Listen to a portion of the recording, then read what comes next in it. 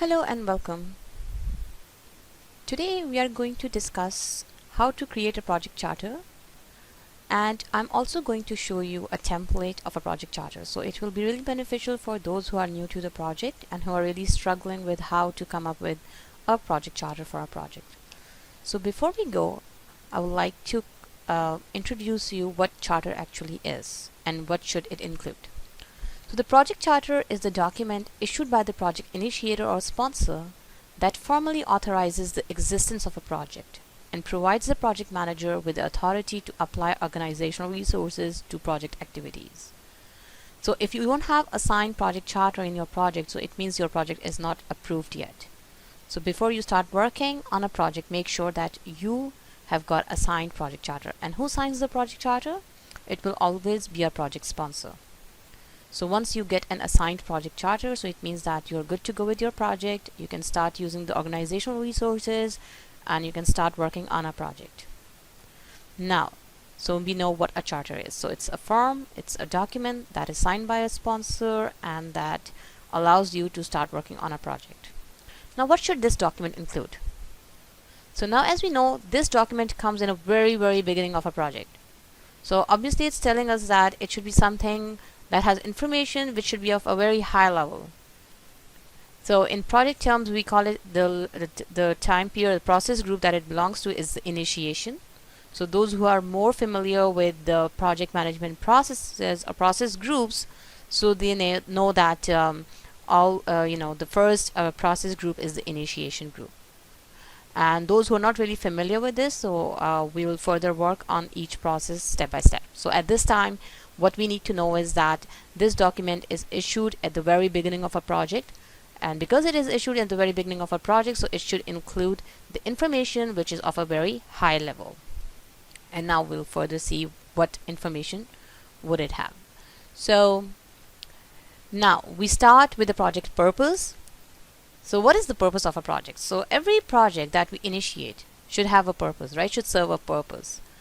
So we should know what is the goal, why we are starting this project. So we just briefly and highlight the important things of our purpose. Then some of the measurable project objectives and related success criteria. Now, why this is important at this point? We should know that we have some success criteria defined at the very beginning, because when we will come to the completion of our project, so at that time we will have to see whether our project is a success or failure. And how would we do that? We'll come back to our project charter, compare it with the success criteria and see what it was and then what we have achieved. And then we will know exactly that, okay, so what we have achieved in our project, whether we are deviated, whether it's like a success or not. Then some high level requirements. So high level requirements would include all the requirements that are needed for the project. So how many resources are required, how how many work locations would it be, or so many other things depending upon your project. Then the high level project description, boundaries, key deliverables. So for example, in case of your software project, so you would see, okay, what software are we going to develop, what software are we going to test, and so on. So those become your key deliverables. Next is your overall project risk. So in your project, what risk would you potentially be facing? And at this time, just remember one thing. I'll go back to my high level thing because this is the very start of a project. We are not planning anything in detail. It's just giving an overview of a project, thinking about what things you may encounter. For example, you are in a construction project, you're working in Canada, your construction project is in, let's say, in winters. So it's very obvious that construction work might be interrupted due to the weather conditions. So this will be included in your overall project risk. And then summary milestone schedule. So you may want to write down some milestones in your project that you want to achieve. So for example, if you're ordering some equipment, some new machineries, so what will be the deadline for those machineries to come? So some milestones, okay, so by the time you get the machineries, you start working on it. So you will want to write down, so in the month of January, we'll get our equipment installed. in the month of February we'll be able to start working on the new machineries, things like that. And then pre-approve financial resources. So what will be the overall budget of your project? So at this time, of course, again, I'll go back and say that it's a high level budget. So you may say that, okay, so our project is somewhere around 1 million.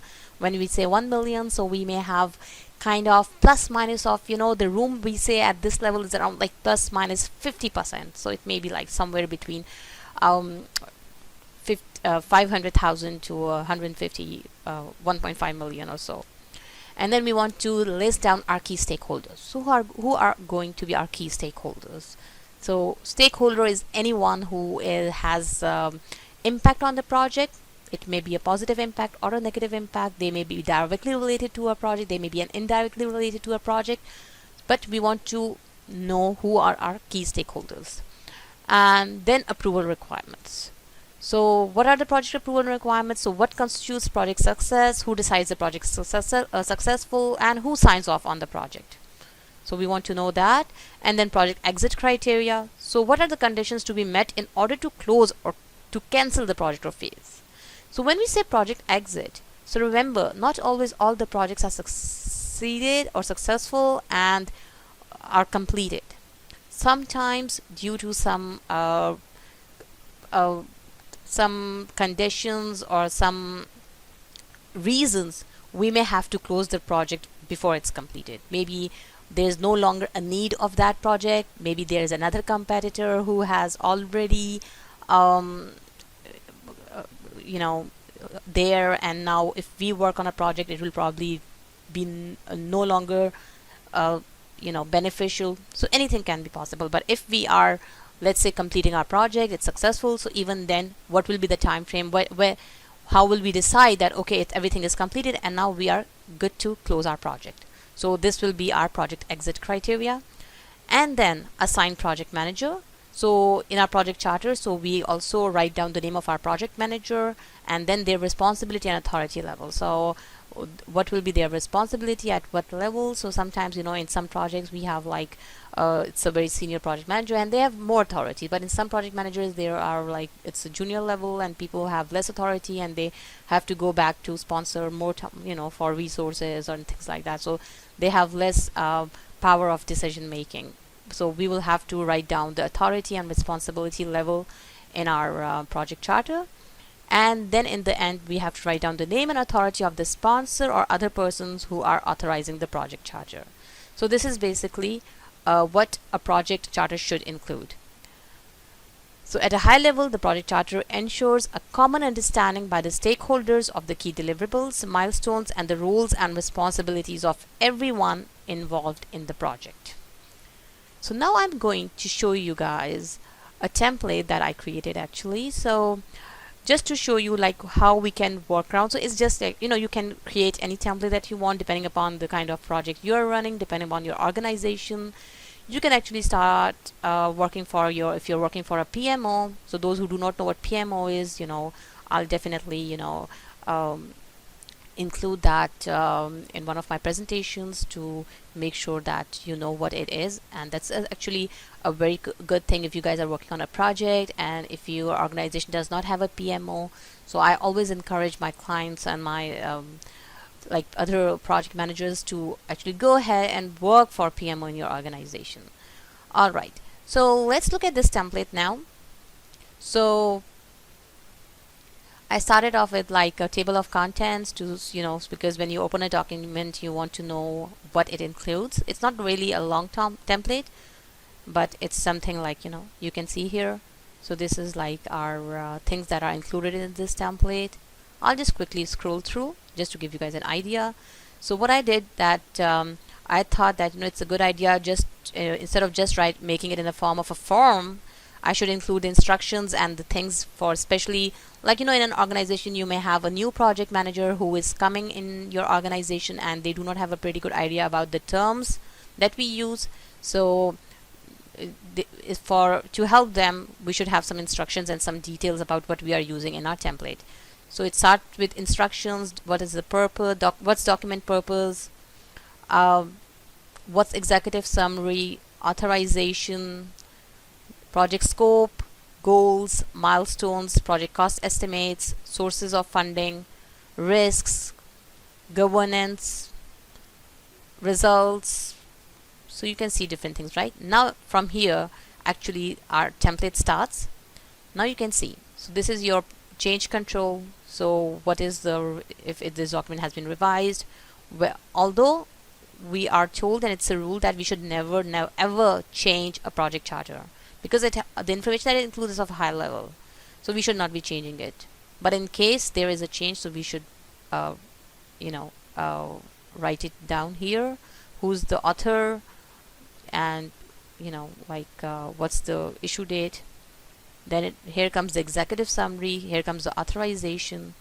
Now what I did here was I created some hyperlinks.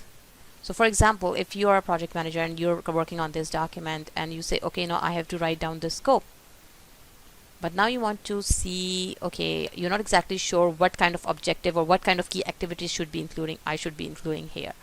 So this is the hyperlink. So if you click here, it will take you back to the document where we had all the details, and now it will tell you here's exactly what kind of information is needed in that area.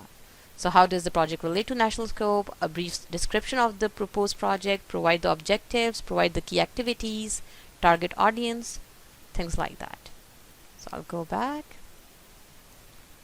and then we have these goals, milestones, and all of them has these hyperlinks, you can see, right? So every time you want to get details, you can click on the hyperlink and you can read through the material.